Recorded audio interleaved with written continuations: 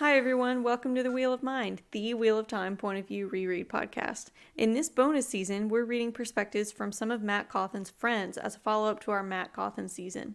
Welcome to what we're calling Season 2.5, Episode 6, where we are beginning Furyk Karede's point of view. I'm your co-host, Lajar Dane of the White Aja. Hi, and I'm Giskel Cimaris, a scholar from Ilion. For any new listeners to our series, I want to remind you that The Wheel of Mind is an in-depth character reread podcast, and we drop spoilers at random times, so this is your only spoiler warning. Today we're examining The Path of Daggers, Chapter 23, and Crossroads of Twilight, Chapter 4. And I'll get us started with my summary of The Path of Daggers, Chapter 23, Fog of War, Storm of Battle. We begin with Rand commanding Terran, Illianer, Tarabonner, Saldaean, and Ashaman forces in the mountains of Altara against the Seanchan. After a skirmish and the capture of Suldam, the perspective then switches to that of Furyk Karede of the Seanchan Deathwatch Guards. Through his thoughts, we learn about his status as Dako Vale to the Crystal Throne. He's proud to wear his raven tattoos and serve the Empress, may she live forever. We also learn that he functionally outranks most officers and even members of the Blood, despite his status as property.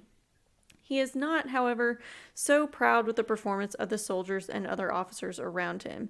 It turns out that they are in the same Altarn mountain range as Rand and company, a fact that Karede doesn't realize until too late due to the poor use of the scouts by the other officers. The officer Jadranka, for example, had ordered them not to turn around until they spotted something, rather than asking them to return after a set distance, as Rand had done with his scouts earlier in the chapter. He had expected to sweep up the remnants of a fragmented host instead. Another officer, Nadok, disagrees with him, and Karede is on Nadok's side. When the dragon allied forces start to overtake them, Jadranka orders a charge. Karede instead cuts Jadranka's throat and pretends like he never said anything, and then commands Nadok to lead a retreat. The perspective switches back to Rand, who continues to win victories against the Seanchan forces in the region, but he is learning that any advancement he makes comes at a very high cost. And thus ends Chapter 23, Fog of War, Storm of Battle. So here in Karede's very first point of view in the entire story, we learn first and foremost he is a man of honor. But he's not a man who honors an empty title. You know, we talked before earlier episodes about respect and what that is and the different types of respect. Karede is a man who will show deference to certain officers, certain titles when it's required, but his main allegiance and his honor goes instead to the Crystal Throne, to the Empire, and to those who show their own honor in their dedication to the Crystal Throne and the Empire. He's not a man who suffers fools very lightly. No. Not that Jadranka was that much of a fool, and in one sense, he was used to one way of warfare. He had probably led many campaigns, had led many battles, but he was a man who was used to fighting one way, one style. And he really couldn't conceive of anything outside of that. He was unimaginative. And I think there's some different reasons for that. I'll get into one or two of those in a bit. But yeah, he didn't, for example, he didn't imagine that perhaps the enemy could outmaneuver them. They didn't know about gateways yet. They didn't know about them, whether Ashaman or Aes Sedai were using them. It was just a concept they had never heard of. So he couldn't imagine perhaps this enemy is, smaller forces that are moving from place to place, that are very, very mobile, and that are hitting me from different directions. Instead, he imagined this is one huge force, and with the skirmishes and fights and battles we've already had, we can just lead in this huge charge and mop up the small amount that's left. They'll have to be in disarray after this. Karede was a man who, rather than looking at what he expected to see, he looked at what was actually in front of him and what his eyes were telling him and what the scouts were telling him, and didn't jump to conclusions. Instead, he looked at the facts and realized we're being outmaneuvered here, and we're about to die. We're about to be crushed. Karede took a different take on that. He was right. The way he handled it was very brutal. Yeah. But it was because what Jadranka was going to do would cause serious harm to the army, to the Empire, And I don't think Karede really cared so much about the lives of his men. His own life is considered expendable, and we'll Mm-hmm. get into that more in the next chapter. But since he considers his own life expendable, I believe he considers those of the soldiers around him expendable. But he'll expend them on a good cause. He'll expend them doing what works. Right. He's still going to be a judicious steward of this Right, property of the Crystal Throne, as he would see it. I think that's part of what his duty is to conserve resources. So of course, not don't be wasteful with the right, Empress's forces. So yeah, it's not about the individuals. It's not really about lives saved or whatever. It is about doing his duty to the throne, and everything that he comes across, he tries to frame in that mindset. It's never really on a personal level for him. And it seems like Jadranka is a person who had more of a maybe a personal sense of honor where he wanted to just like charge the enemy at the end. And he had this kind of overconfidence and maybe had a sense of wanting some honor and right. glory I agree. for himself also. At least that like charge order at the end made me think that. And Karede just doesn't have that personal perspective. In his role, he's supposed to be willing to lay down his life at a moment's notice and do it himself. The overall impression I'm getting from Karede from this very short but first point of view is that he's very competent. He's very good at what he does, and he has a really strong sense of duty. And he seems like a kind of character that I don't expect to change a lot throughout the story. I Right. expect him to have this strong sense of duty continuing forward, even though he's going to have to encounter some very surprising things. Like you said, he is going to perceive what's there. And I find that that's something that a lot of really cool, competent martial artsy type characters in a lot of fiction are trained to do Yes. is to see what's there, not see what they're expecting Right, to right. see. I think that Karede sees himself as an extremely competent tool, and his tool some of the time is to kind of be eyes and ears for the Empress, not in the way that a seeker or a listener is, right? But I think he just sees himself as an extension of the Empire, and all of his efficiency is geared towards Right, that. right. And that is, I think, the essence of a true warrior is to not just look for what you expect to see, but to constantly be ready to act and react to what is physically happening around you. I think it was one of the ancient heroes of the Horn, named Bruce Lee, that taught that a lot too in his fighting style. Mm. And to be adaptable, like Karede seems to be. Be like water, I believe Lee said. Yes, yes, yeah. And with Jadranka, he reminds me a little bit of maybe an arrogant politician who started to believe his own press briefings. You tell things Mm. long enough that you're trying to get your version of the truth out there until you start believing it. The titles that the Empire uses, like the Ever Victorious Army, I Mm-hmm. mean that's not his affectation. That's what the name of their army is. Yeah. It's a form of propaganda, and that type of propaganda is good at lifting troop morale. It's good at boosting the confidence of your warriors, but it's not a prophecy. And it doesn't mean that you're Mm. going to win every battle. What it means is that even by the title, the Ever Victorious Army, they're always going to learn. They're always going to adapt. They're always going to overcome. So they're not going to win every battle, but they're going to win the war because they are very adaptable to whatever circumstances they face. And when you look at the continent of Seanchan, being island nations, some parts of the mainland having very mountainous regions, some parts very different, they had to be very adaptable. There was no one way of fighting that would allow them to conquer that entire land. So I'm sure that was something they taught in their officer schools, officer training schools, in whatever ways they trained their best, is to adapt to wherever you are, whatever situation you're in. And Karede has really taken that to heart. But I think the other, he took more of just Mm. the propaganda to heart. We're ever victorious, so let's just charge in there and wipe them out. He is. Karede was much more of a realist, and I think you're right. Karede is a character that I see less growth in him throughout his story arc, Mm-hmm. but it's because Karede steps onto the scene pretty much a fully developed character. Now we're learning things about him, But Yeah. things we learned are basically about his past because he remains very consistent in the present. And I like that about him because he's consistently a good guy who is serving a bad empire, but it does not change the fact that his own personal sense of honor and duty remains unchanged. And when you talked earlier about his sense of honor, it's tied to whatever benefits the empire, not him personally.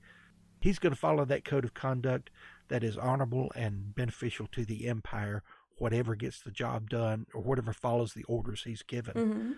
Mm-hmm. And that's where he places his honor, not in personal victories. Right. I like that you brought up the ever victorious army and Jadranka's relationship to this propaganda, because we see that Karede doesn't fully believe it literally. He understands that this army has faced defeats, and he understands that the silence from the scouts is a bad sign. It's probably a sign of defeats. And so it's interesting that he doesn't really dwell on this or have it. We see no trace of dissonance about this fact. He does think about in this chapter that his job is not to think. That's for people in different positions than him. That would be above his station. It's just his job to carry out the wishes of the empire. He's a weapon for the empire. And so despite his rigidity in living inside this very circumscribed role as Daco Vale, he also has this flexibility of being able to keep up with new tactics and new situations, even if he doesn't understand why something is happening, and even if it's different than what he expects, he's able to respond to it appropriately and understand the value of retreating and make sure that, like, this an abstract idea of honor, maybe honor as in, like, you know, not wanting to withstand the insults of the enemy or something like that, it doesn't get in the way of his strategy. So Right. I find it interesting that it seems like a person would need to do some kind of mental gymnastics to put aside what they know about the ever victorious army not actually being ever victorious, because on some level he has to accept the idea of the fact that they're losing in order for him to order a retreat. But he doesn't seem to do any mental gymnastics about that. He's able to compartmentalize it and just move on and get things done. And I find that interesting about him. Yes. Because I think you could have a character like this who understands their role to just take orders and them be not very smart. You wouldn't expect somebody like that to question what they see and what it means. You know what I mean? It's hard for me to explain. It seems like he's very intelligent and questioning on one level, but very unwilling to take that beyond a certain point. Like his mind just doesn't even go there. Right. So it's this weird. There's not even, I would almost call it cognitive dissonance, but there's no dissonance. He doesn't have any conflict there. He just somehow resolves it and moves on. Yeah. I wonder if more of his flexibility and adaptability comes from the bodyguard training rather than the military training.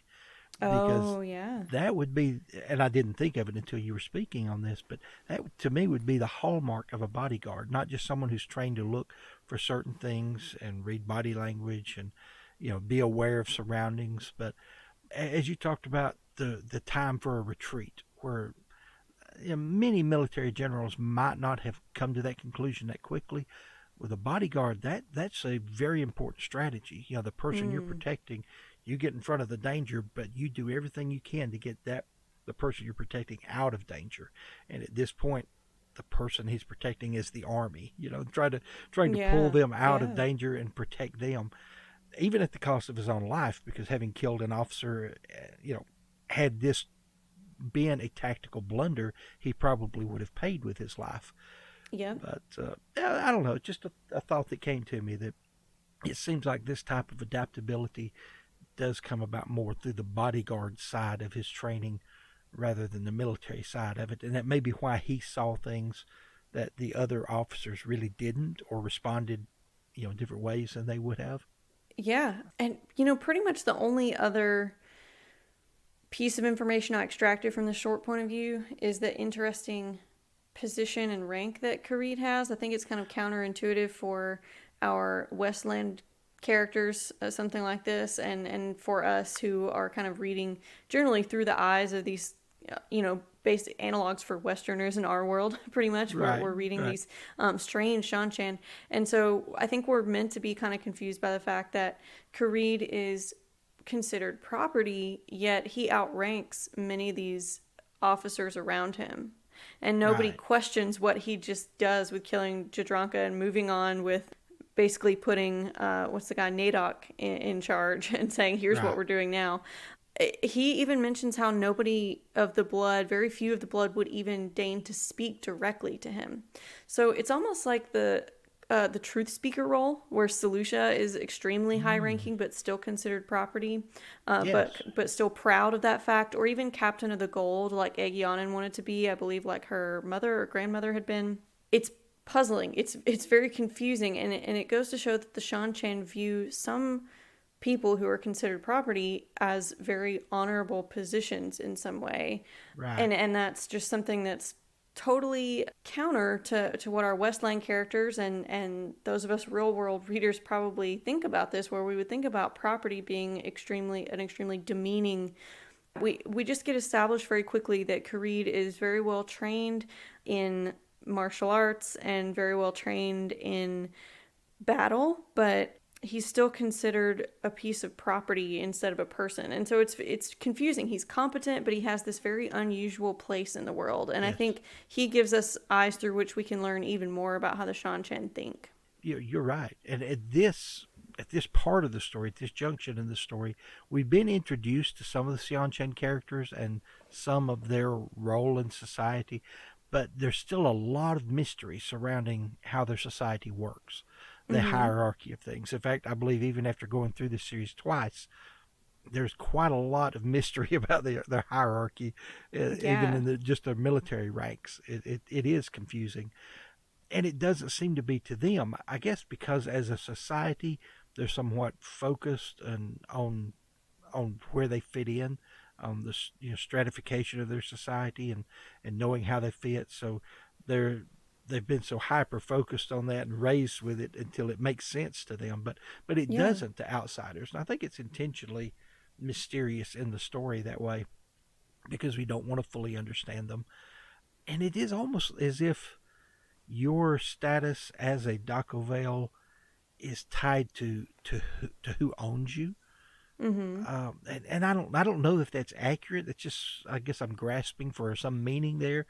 But being Yeah. Dakovale to the Empress sets you higher than an officer, even someone of the low blood, Yeah. compared to someone who's Dakovale to the merchant down the street. And so Right. there's this hierarchy within the slavery or the Dakovale Yeah. ranks too. And it is, like I say, I think somewhat ambiguous to us, to anyone who was not raised in that society, in that culture, Mm-hmm.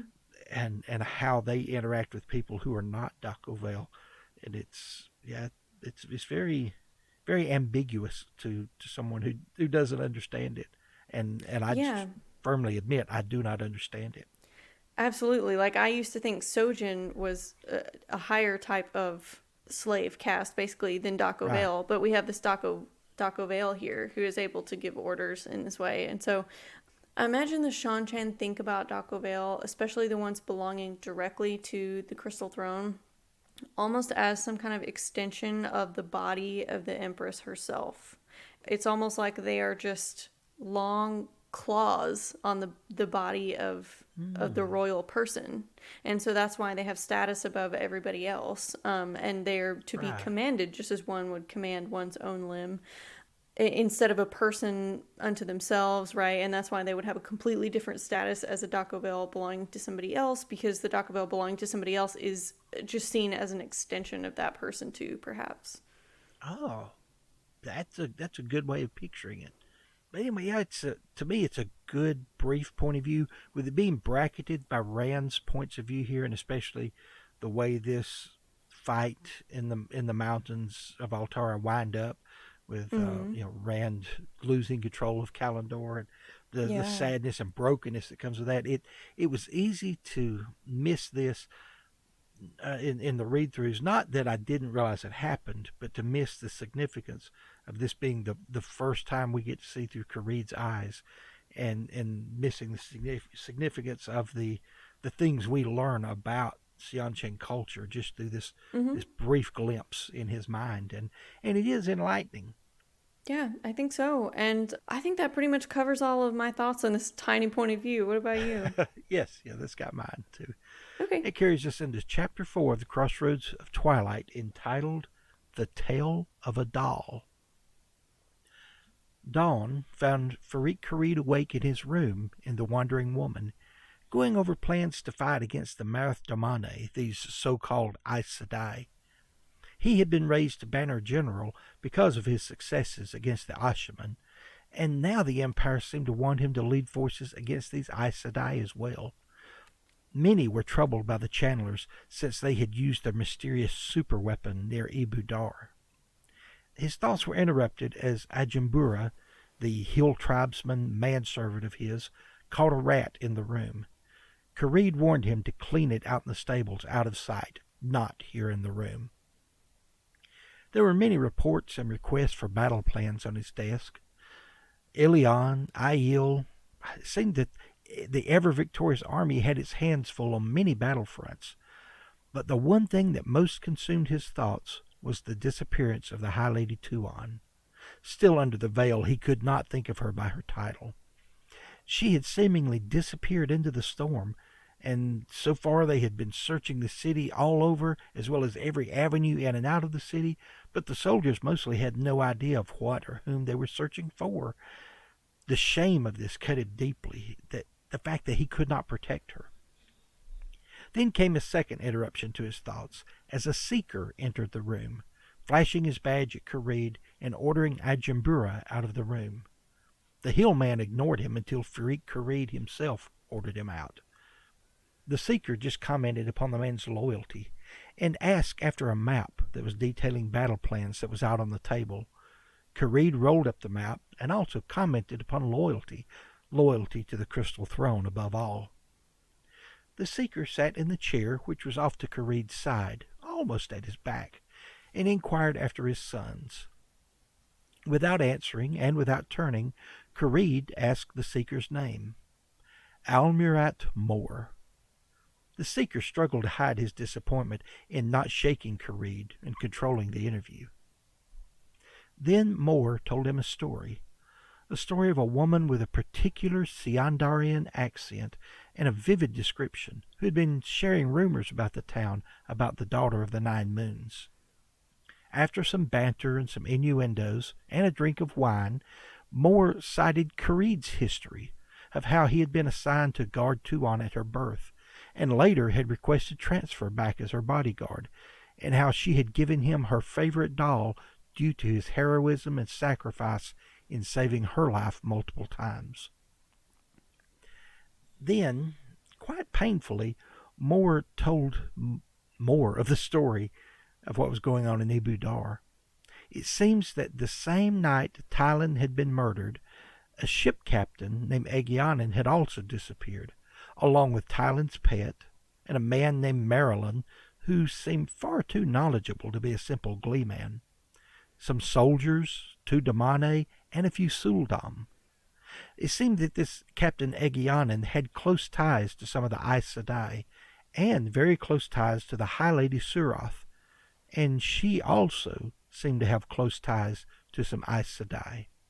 It all appeared to be some convoluted plot by the White Tower, and Mor was seeking Karede's help in getting to the bottom of it.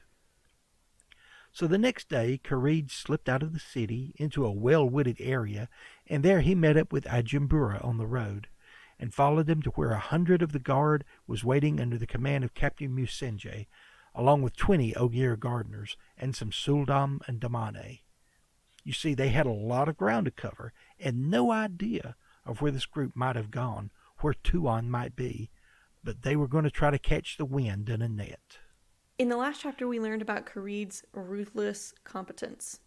And I think in this chapter, we learned for the respect that other people have for him. So not only did we learn about his official status, where even the blood, it's not even, completely sure whether they're really allowed to speak to him directly. It's not something most of them do. Here we see people respecting him and not just his position, right? So we see the loyalty that he commands in Ajumbura, which we don't know this guy's backstory, and it doesn't really matter. I think he's mostly here to show us what a competent person Karede is and how he inspires loyalty in other people.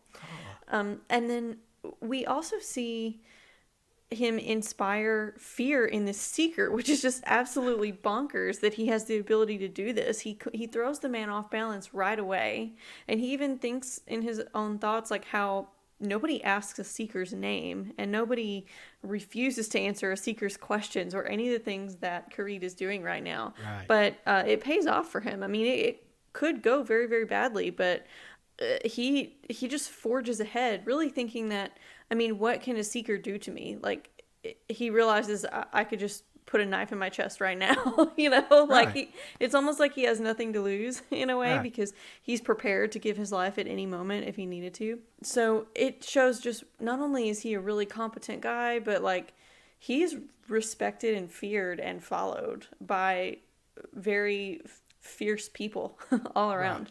Right. Right. Because Moore was one of those people earlier when we met him with Egyanan. We didn't have his name, but I firmly believe it's the same seeker. Um, Oh, yeah. he seemed himself to be so ruthless, so calculating, so someone who automatically put you on the defensive. And I think that's something Yeah. he's trained to do. All seekers probably are. And so they use their body language, their posture, and all of these things to put someone on the defensive so that they can control the situation. If you can push someone's buttons and make them uncomfortable, or you can make them slightly afraid, you may not draw out the same information, but you definitely control where the conversation goes, rather than letting them control you. And he did all these things to Furyk Karede.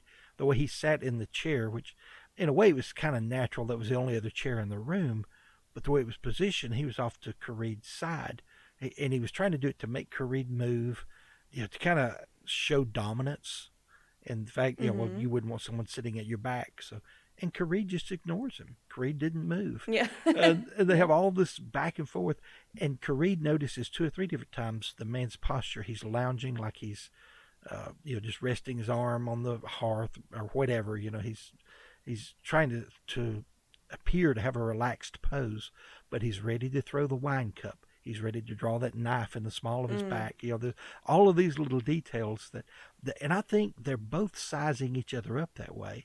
There were a couple of times when Karede moved and Moore was ready for an attack. It was very subtle. Most people wouldn't have caught it, but they both did. They were both good at this game, but Karede still got the upper hand.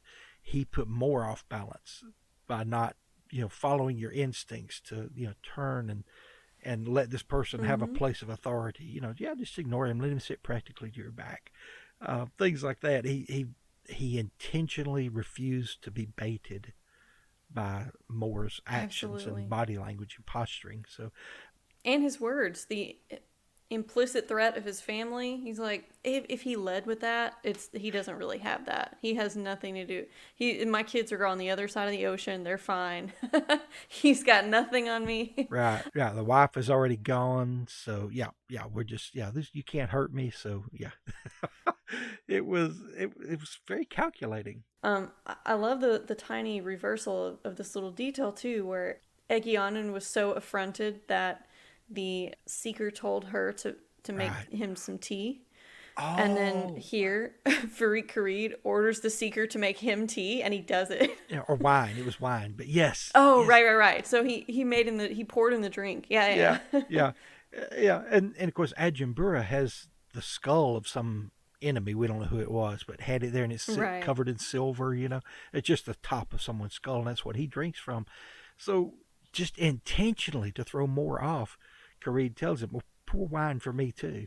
And he's standing there, he just poured some in his cup, the only cup there, and he sees that skull, and it freaks him out, And that's another thing that made him even more unsettled. So he pours wine in it and hands it to Karede, and Karede drinks out of it, it not even being his. He's disgusted by the thing. He says, and he knows it's just his imagination, that he can taste the dead man's dust. But still, he does it, just anything he can to throw Al-Murat Moore a little more, throw him off his game. He made him sweat. Yeah.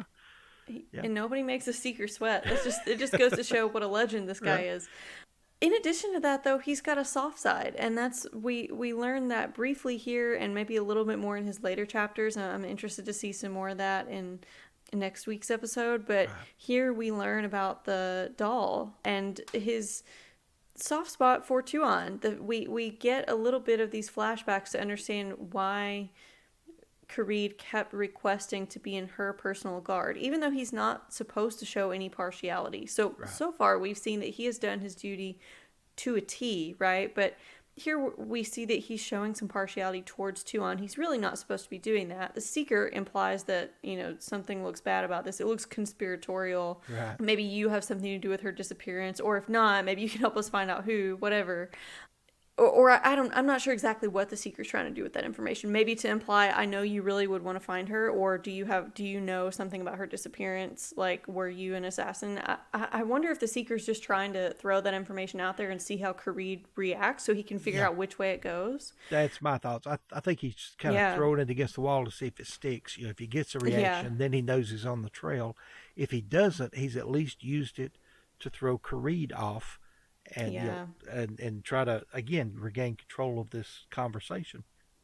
And it just doesn't work because Karede knows he's not supposed to form attachments to the people whom he protects. He's supposed to, just do what he's told and guard the person on the crystal throne with his life, and to obey them with his life.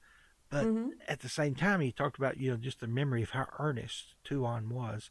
This little girl who gave him her doll, laid it on his litter as he's being carried off, go into first aid because he's taking wounds, and basically she said, it can't protect you. It's just a doll, but it'll make you think of me, and something about saying my name, and I'll hear you if I'm still alive. Yeah, and it's like I think it kind of broke his heart that she's so small and she's so earnest, and yet she is focused on doing her duty as well. So she served as somewhat of a source of inspiration for him, not just that he was forming an attachment, an emotional attachment, so much as here is someone I aspire to be like, to have that kind of dedication, that kind of single-mindedness. And so I think in a professional way, he admired this young girl and how she was already so focused on being empress someday, and doing her duty, living or dying. She's going to do what she saw as the right thing. And of course, we see that full grown in Tuon as an adult. The Seeker more wants to use that against him in some way. Again, if nothing else, it's just a hint or an allegation to see how he responds. And he really doesn't. It reinforces to Karede that he has to protect her. He's got to find out what happened to her. Got to find out where she is. And I love how the main fact here, they never mention her to each other. They can't. They can't talk about it. They keep talking around the disappearance. They refer to it as the night that Tylin was murdered, not the night that Tuon disappeared. And right. It was like the least offensive or taboo piece of information from that night that they could mention aloud. Right. Which is wild because they were very affronted at that one and attributing the murder to Aes Sedai and stuff like that, which is really loses face for the Empire still. But that's like the least worst one that they could talk about. Right. I think about Karede's feelings for Tuon, I think that he explicitly to himself frames it in terms of just professional admiration for her doing her duty. But I also think that he really loves her in a very fatherly kind of way. I just think that because of his position, that's how he has to sort of frame that narrative to himself. Right. Those are the terms he has to understand, loving her within, because he's not really allowed to do that. But he has personally, even when there's plenty of other guards around, he has been the one to jump and take the wounds for her multiple times, grievous wounds. And so I think that there's more in it there than just him doing his duty. I just think that that's the lens through which he has to see everything, though. Right. Oh, yeah, that makes total sense now that you said it. I tend to take these things at face value, and you have the tendency to see that deeper layer, and that's why I love discussing these things.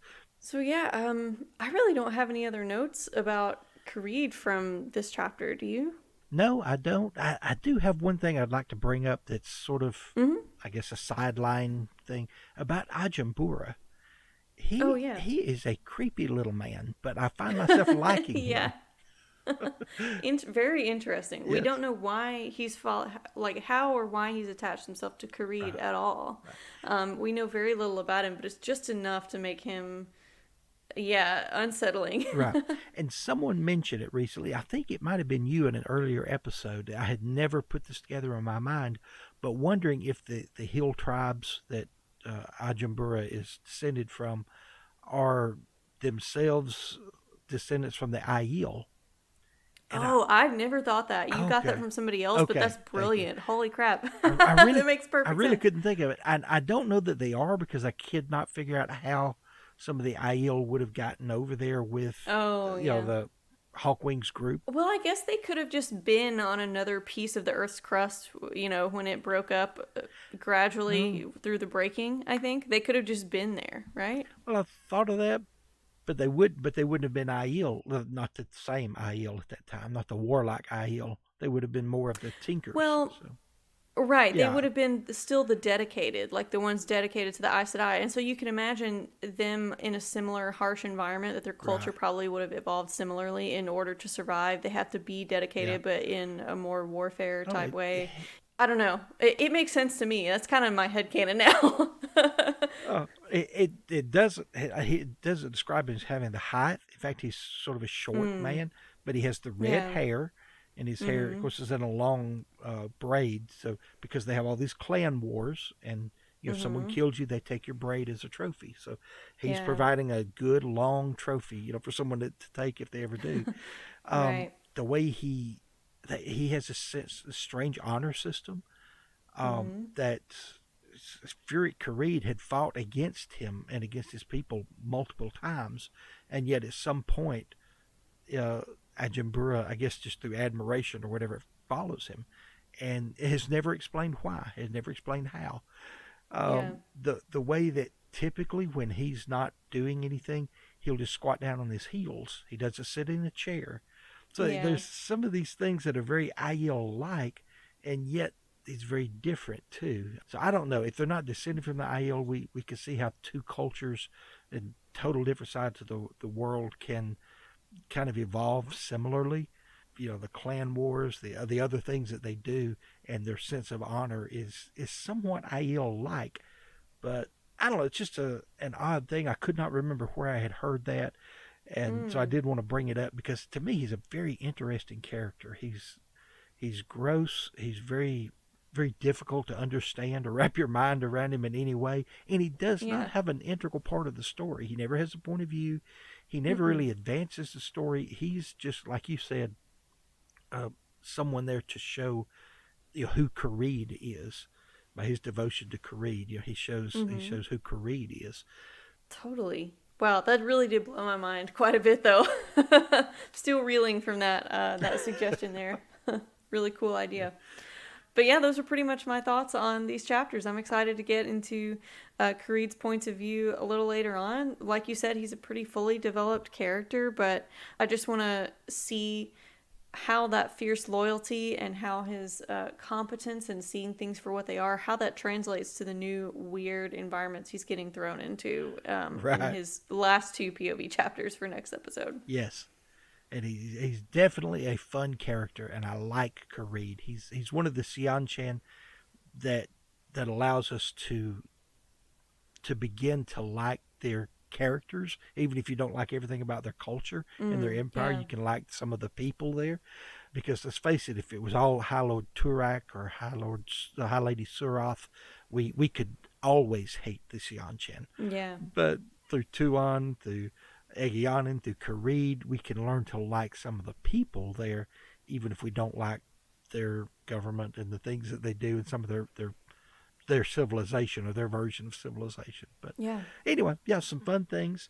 So I hope all of you will join us next time for our interlude episode 7, where we will finish Furyk Karede's point of view in Knife of Dreams, chapters 34 and 36. There are neither beginnings nor endings to the turning of the wheel of mind, but this is an ending. To catch a beginning next time an episode drops, subscribe to Wheel of Mind on Podbean, Stitcher, iTunes, or Spotify. You could also find our episodes on YouTube under the channel name Lajara Dane. That's LajaradaYne. We'd love to hear how we're doing too, so leave us some feedback by rating and reviewing on whichever platform you use to listen to us. You could also contact us by emailing at lajaradane@gmail.com or find the show account on Twitter at mind_wheel. To support the show and get access to a couple of perks, subscribe to us on Patreon for just $3 a month by visiting patreon.com/wheelofmind.